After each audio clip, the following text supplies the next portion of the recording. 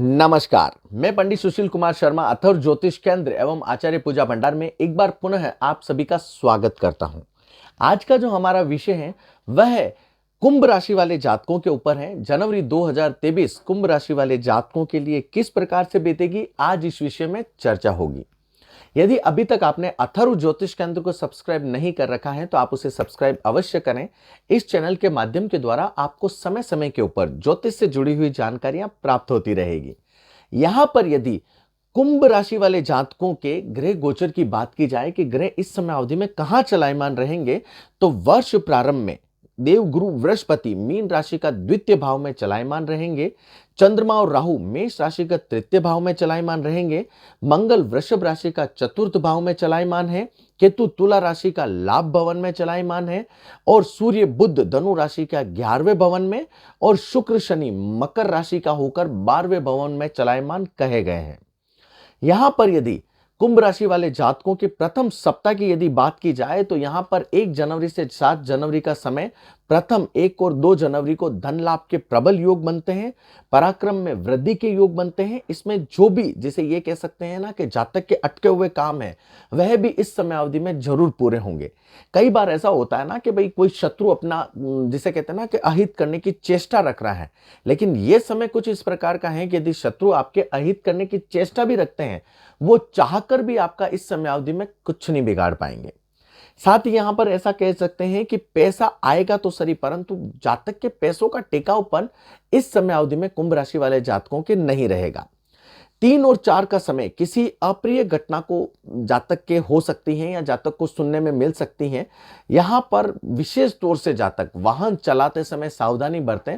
मैं तो ये कहता हूं कि इस समय अवधि में जातक वाहन चलाएं नहीं, और यदि चलाना जरूरी है तो ही चलाएं, तो भी आप सेफ्टी बेल्ट बांधें। यदि 4 व्हीलर चला रहे हो, 2 व्हीलर चला रहे हैं तो विशेष तौर से आप हेलमेट का उपयोग जरूर करें और अपनी गति को नियंत्रित जरूर रखें, तो वो जातक के लिए काफी अच्छा रहेगा।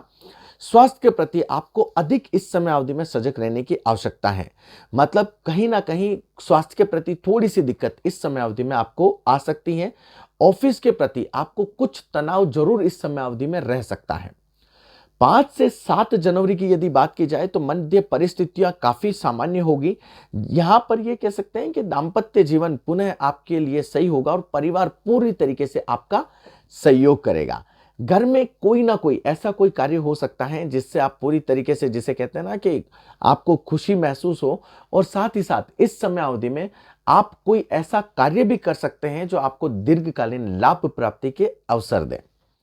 यहां पर यदि 8 जनवरी से 15 जनवरी द्वितीय सप्ताह की यदि बात की जाए तो कुंभ राशि वाले जातकों के लिए 8 और 10 जनवरी का मध्य जो समय है वह काफी अच्छा है। इस समय में कहते हैं ना कि भैया जो मैं हूं वो मैं आपको बता रहा हूं। मतलब कहीं ना कहीं आपकी परफॉर्मेंस खुलकर सामने लोगों के सामने आएगी, और कहीं ना कहीं लोग आपकी जो परफॉर्मेंस है या जो आप कर रहे हैं जिसके द्वारा आपको कहीं ना कहीं ऐसा लग रहा है कि हाँ यार मेरी स्थिति यहाँ पर मजबूत हो रही है, तो लोग आपकी बुरी बुरी प्रशंसा भी इस समय अवधि में जरूर करेंगे।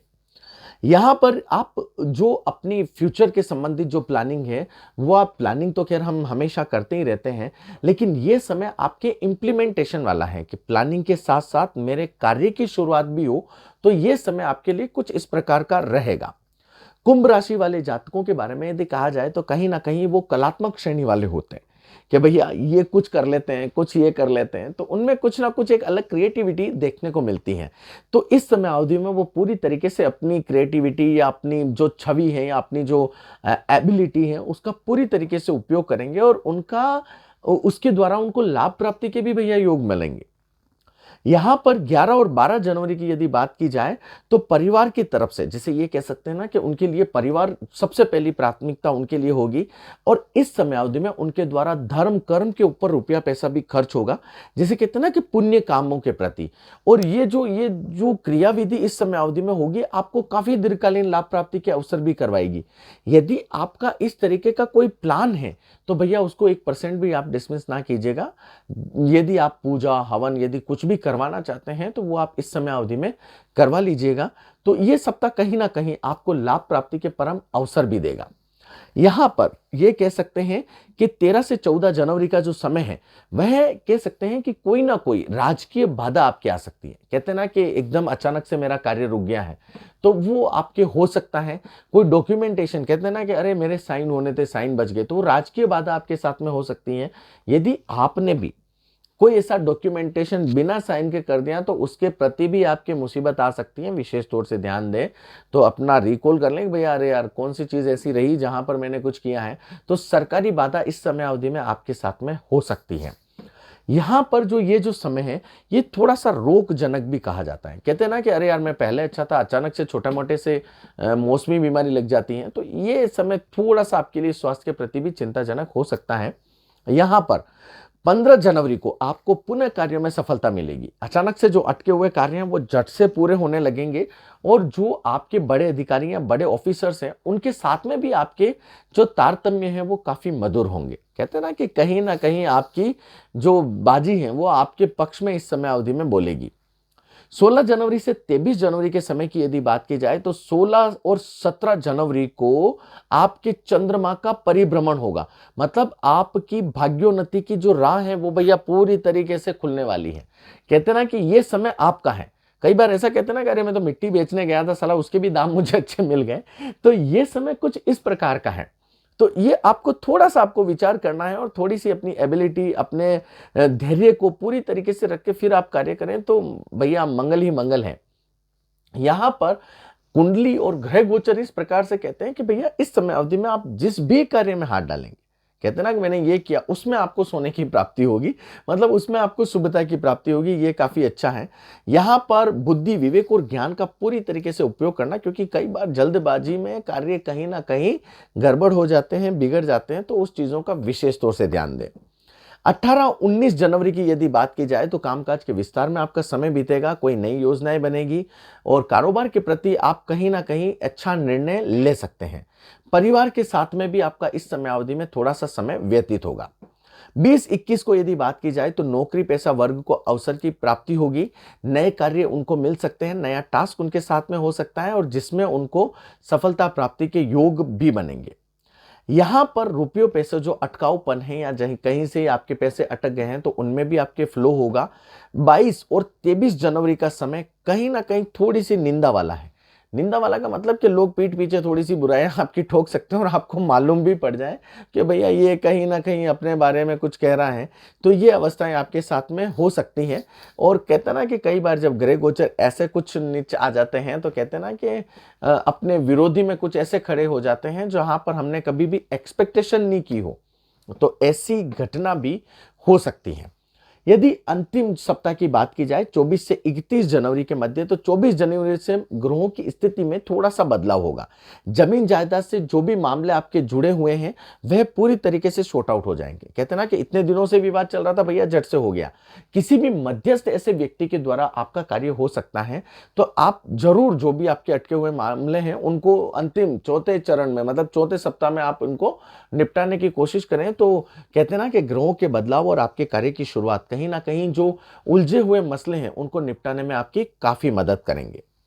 चंद्रमा आपकी राशि में परिभ्रमण कर रहे हैं भैया, तो कह सकते हैं कि आपकी योजना और जिसे आपकी क्षमता खुलकर सामने आएगी।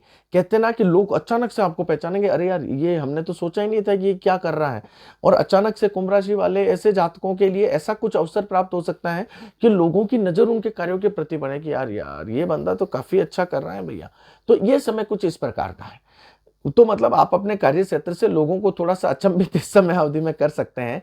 यात्राएं आपकी होगी, लेकिन ये कह सकते हैं कि यात्राओं के द्वारा धन लाभ प्राप्ति के योग भी आपके बनेंगे। ये यात्राएं भैया ऐसे ही विफल आपकी नहीं जाएगी। 26-27 का समय थोड़ा सा आपको इस समय अवधि में बच के रहना है, क्योंकि ये कहीं ना कहीं थोड़े से प्रतिकूल परिणाम आपको दे सकते हैं। यहां पर आर्थिक रूप से थोड़ा सा आपको कमजोर करेंगे। कहते ना अगर यार एकदम से इन्वेस्टमेंट हो गया, पैसा ही नहीं है, तो ये थोड़ा सा आपके साथ में हो सकता है। परंतु लेकिन फिर भी कुंभ राशि वालों के जो मित्र हैं, जो अच्छे सच्चे मित्र हैं, वो उनका कदम कदम पर सहयोग करेंगे। यदि धन कहीं अटक गया, कुछ भी कर गया, लेकिन आपके कार्य नहीं रुकेंगे। येन केन प्रकारेण आपके कार्य जरूर पूरे होंगे। तो भैया अच्छा है, मित्र पूरी तरीके से आपके लिए मददगार साबित होंगे। साथ ही साथ 28 और 29 जनवरी की यदि बात की जाए तो आपका जो उधार दिया हुआ पैसा है वह भी आपके पास में आना शुरू हो जाएगा। 30-31 की बात की जाए तो यहां पर थोड़ा सा आप किसी से ही ना उलझे तो वो आपके लिए समय अच्छा है, क्योंकि अनावश्यक वाद विवाद का कारण हो सकता है और आप अपना समय क्यों बर्बाद करें। तो इस चीज का विशेष तौर से ध्यान दें।